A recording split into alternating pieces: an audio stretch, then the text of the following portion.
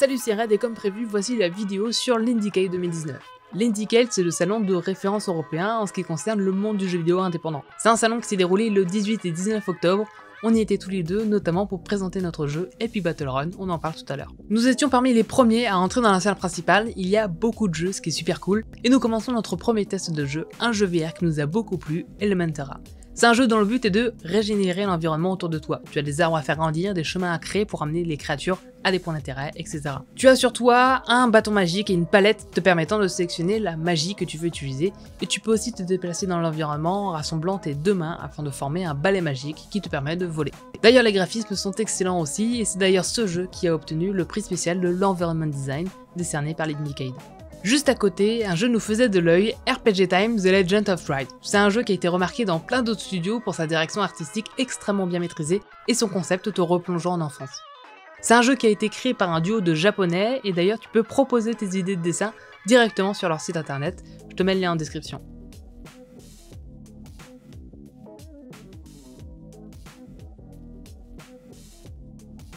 Le troisième jeu testé dans la matinée a été Blind Spot. C'est un jeu mobile dont la mécanique principale est l'utilisation du vibreur du téléphone. Durant une partie, le jeu choisit deux positions précises sur l'écran et tu dois les retrouver à l'aide de tes pouces. En appuyant sur l'écran, tu vas ressentir plus ou moins de vibrations te permettant de trouver le point d'intérêt, à l'image d'un chaud-froid. Plus ça vibre, plus on est proche du point. On a pu prendre le temps d'échanger avec le créateur de ce jeu et il nous a expliqué qu'il l'avait créé pour apaiser ses crises d'angoisse, puisqu'en jouant à ce jeu, tu fais le vide dans ta tête et tu dois te focaliser sur les vibrations. Ensuite, petite pause pour nous, on se pose, on visite un peu la BNF et on se prépare pour le Show and Tell. Show and Tell, c'est un espace dédié pour présenter son jeu sur un créneau de 2 heures et nous y présentions Epic Battle Run de 13h à 15h. Donc on arrive sur le stand et on échange avec les créateurs qui présentaient leur jeu juste avant nous et on y découvre un jeu VR, Hermetica VR. Un jeune studio qui a créé un jeu sur l'Oculus Quest dont le but est de fermer les hublots de la tour afin d'endiguer l'inondation qu'il y a au sein de cette tour infinie.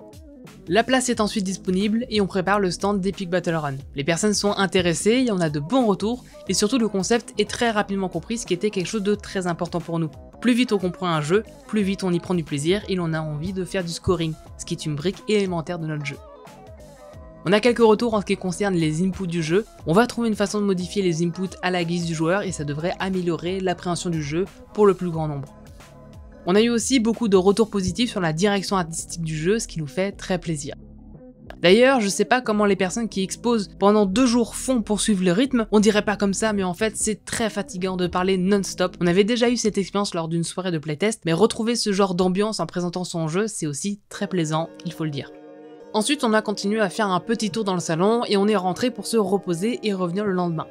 Bien évidemment, on est allé visiter les stands que l'on n'a pas pu tester hier, et nous avons commencé en testant le jeu Vectronome, un jeu de rythme où l'on doit parcourir un chemin d'un bout à l'autre.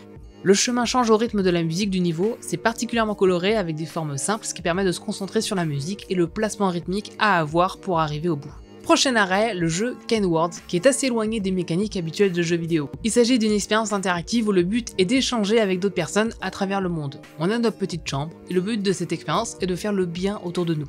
On reçoit des lettres de la part de véritables joueurs qui racontent leurs problèmes et tu as la possibilité de répondre en conseillant ces personnes dans leurs épreuves. Et bien évidemment, tu peux toi aussi poser tes propres problèmes pour que d'autres apportent leurs conseils. Ce joueur a d'ailleurs été très bien reçu et il a obtenu le grand prix de l'Indiecade. Et le dernier jeu sur lequel on a passé pas mal de temps, Metal Revolution, un jeu créé par Next Studio. Il s'agit d'un jeu de combat dans une ambiance cyberpunk qui est très coloré et composé majoritairement de robots. C'est un jeu qui se situe entre le public casual et e-sport, c'est-à-dire que les contrôles sont assez faciles à prendre en main, donc ça ne devrait pas effrayer le joueur débutant, mais en approfondissant les mécaniques, on se rend compte de la profondeur de ces dernières. D'ailleurs, il y avait un petit défi sur ce jeu, en battant 3 personnes différentes, on gagne un t-shirt, et du coup je me suis pris au jeu. Et à ma deuxième victoire, un challenger expérimenté est venu m'affronter. C'était Short, il a fini par gagner, mais on a fait nos revanches et j'ai gagné cette fois, donc on a fini par gagner chacun un t-shirt. Et je l'aime bien ce t-shirt.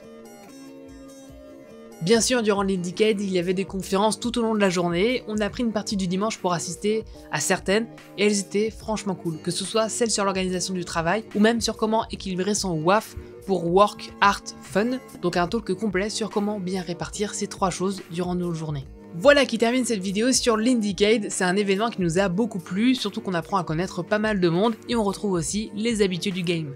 On a vu par exemple Doc Gero, Sam et la dev du dimanche, Games Next Door, etc. D'ailleurs, DuckGiro nous a donné une clé pour jouer à un pas fragile et je ne peux que te conseiller ce petit jeu. Petite info bonus pour ceux qui regardent les vidéos jusqu'au bout, on prépare sur YouTube une semaine de vidéos avec une sélection d'interviews complètes réalisées durant les derniers documentaires, donc attends-toi à avoir beaucoup de vidéos arriver. Bien évidemment, pour connaître nos prochaines actualités, rejoins-nous sur les réseaux sociaux, Facebook, Insta, Twitter et Discord. Merci aux tipeurs et à ceux qui regardent des publicités sur Utip. À samedi prochain à 18 h, la bise.